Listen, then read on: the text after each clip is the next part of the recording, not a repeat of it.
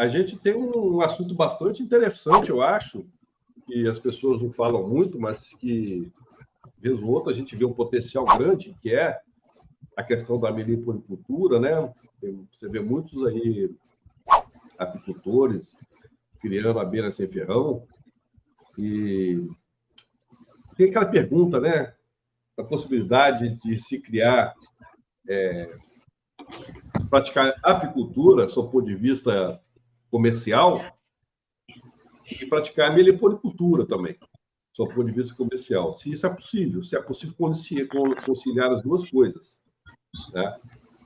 Então, você que é um apicultor, né? Você que é um meliponicultor também, poderia nos ajudar aí a tentar aí apresentar aí, pelo menos aí, algumas perspectivas desse tipo de atividade, né?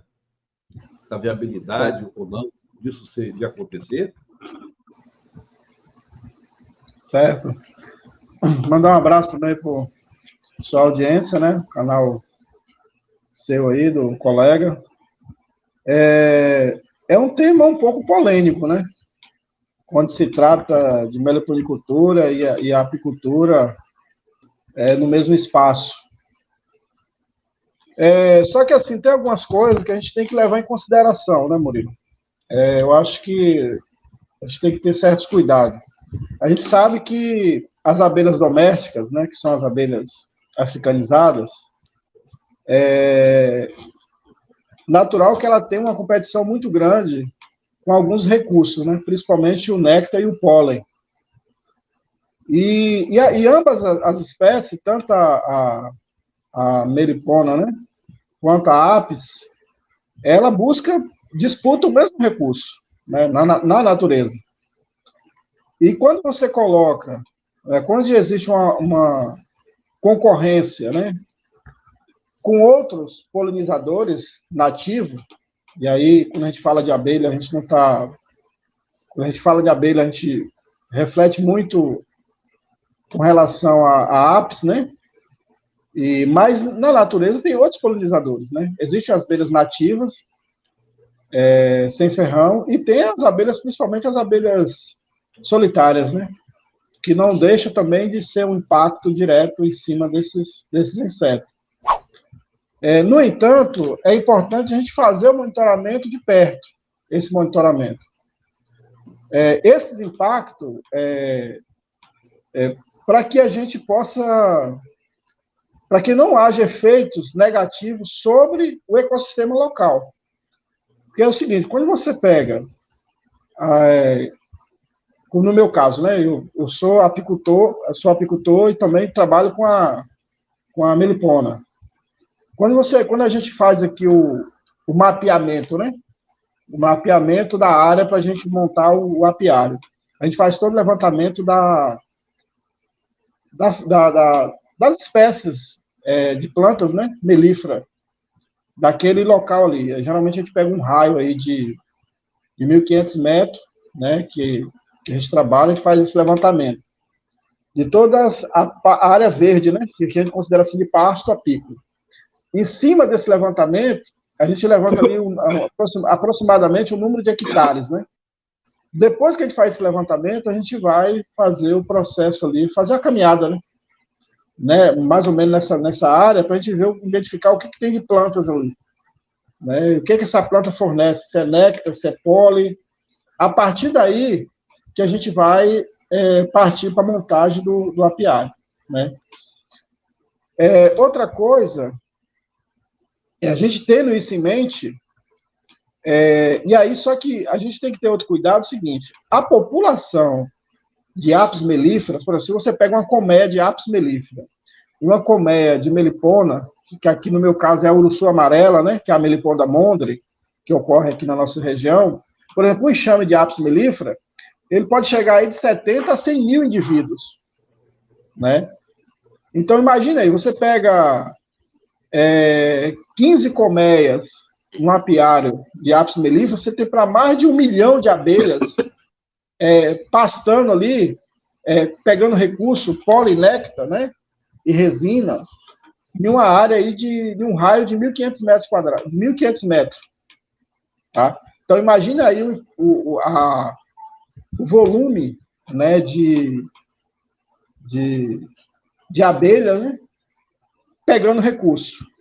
E aí, por outro lado, a gente tem a melipona, por exemplo, a uruçu amarela, que ocorre aqui também na nossa região, ela tem, em média, aí, segundo a literatura, de 5 a 8 mil indivíduos, quando é um enxame forte. Né? Então, imagina aí o impacto em cima dessas abelhas. Né? Então, assim, a gente, tendo a consciência disso, desse problema, a gente comecei aqui a fazer esse mapeamento. Se você puder compartilhar para mim na tela aí, aquela imagem que eu mandei para você, só para o pessoal entender um pouco, né? Depois a gente... Deixa eu ver aqui. Só para o pessoal ver aí, para o pessoal ter uma noção. Né? Então, todo apiário que eu vou montar, eu faço esse mapeamento. É algo simples, né, que a gente usa aí o Google Earth Pro, né? Você pode fazer esse mapeamento da parte vegetal. Isso aí é um apiário que eu estou montando. Pois é, tá vendo? Esse apiário aí eu não montei ainda, a gente está fazendo o planejamento, mas a gente está montando esse apiário. Nesse ponto amarelinho aí no centro, né, eu puxei 1.500 metros, né, e fiz essa circunferência aí. Então, eu fiz o levantamento de toda a área verde, daquilo que eu considero que é parte, que é pasto apícola, né?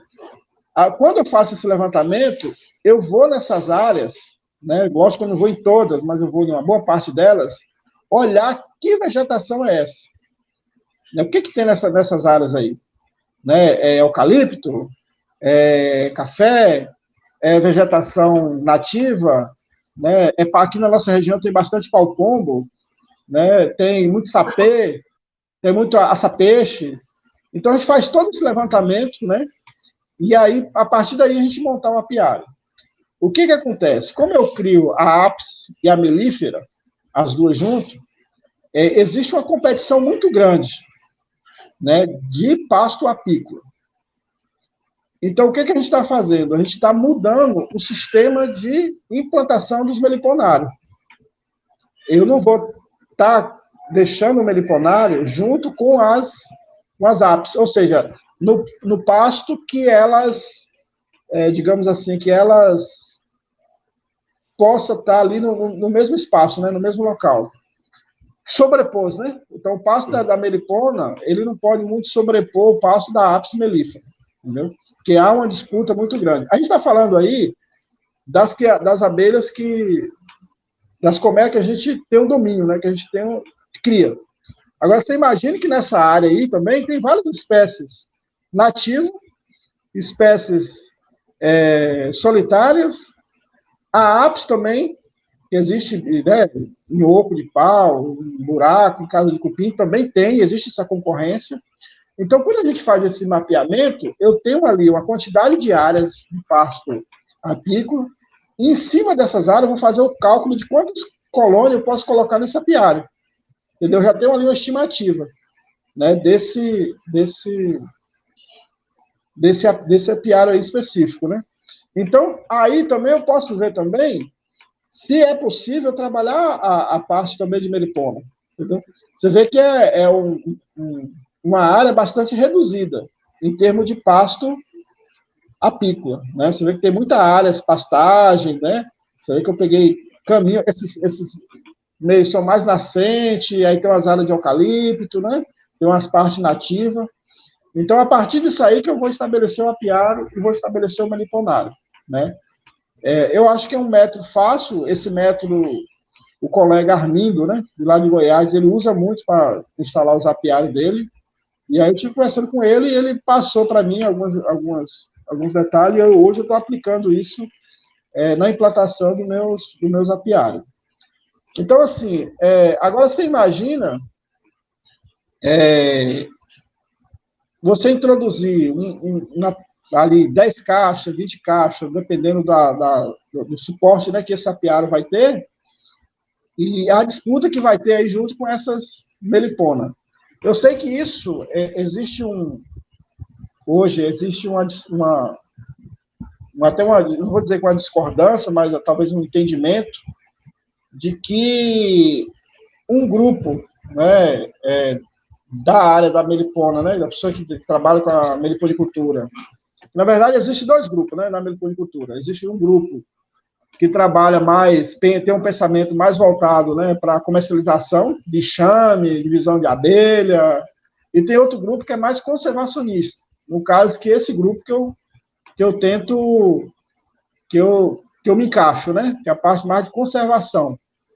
Não é que você não vai produzir, mas produzir com responsabilidade, tá? Então, a gente tem que ter esse cuidado, né, de olhar os espaços, fazer o mapeamento, né, correto, entender entender o animal, né, entender a abelha, como que a abelha ápice se comporta. Eu tenho observado, por exemplo, as abelhas jataí, no caso a gente cria aqui também, ela disputa pau a pau aí com a ápice. Por exemplo, a mesma planta que a ápice está ali brigando, pegando recurso, pegando pólen, a abelha jataí também está ali junto, disputando. Já a uruçu, eu vejo que é uma abelha mais tímida, né? Numa planta que a ápice está muito ali, muita abelha ápice coletando néctar e pólen, a uruçu ela é mais tímida, eu vejo que ela não tem essa disputa igual a jataí tem, entendeu? Esse é um pouco do meu trabalho, assim, que eu penso, né? Como que a gente tem que pensar com relação a isso. Hoje, as minhas abelhas uruçu, a gente está no processo de seleção, né? Eu tenho alguns enxames e eu estou fazendo um trabalho hoje de seleção, conduzindo alguns enxames para a produção de mel, né? Aqueles enxames mais produtivos, eu estou selecionando, vou fazer a multiplicação e para fazer o trabalho especificamente para a produção de mel, entendeu? Mas, ao mesmo tempo, tendo esse pensamento, né, de conservação, de cuidado, né, que a gente pode ter aí com relação a essas abelhas Apis mellifera, né, que é uma abelha exótica, né?